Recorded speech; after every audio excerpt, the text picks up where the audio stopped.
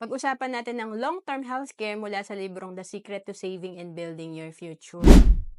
Sabi dito, this is an HMO with health savings account. It has a fixed premium program, usually 7 years, which matures in 20 years. May mga savings program pala na may healthcare ka na 7 years to pay lang.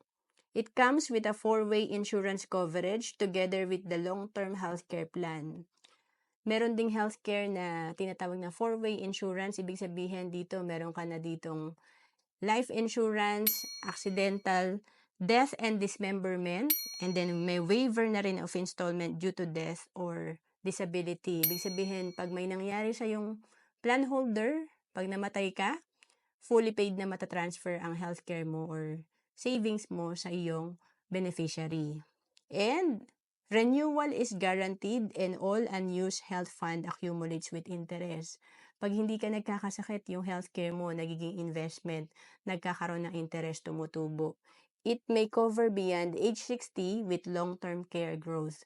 Ito yung nagustuhan ng iba kasi usually ang short-term healthcare natin kino-cover tayo pag tayo ay hanggang 60 lang or habang productive or bata pa. Pero ang long-term healthcare, ito yung sasagot ng healthcare natin pag tumanda na tayo or more than 60 years old na.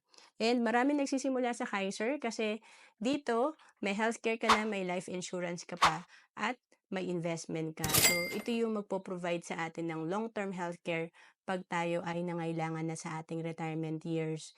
And ang maganda rito, tumutubo rin yung pera natin na pwede natin gamiting retirement fund pag tayo ay tumanda na. To know more about Kaiser, message mo lang ako sa FB, Roanne Capistrano.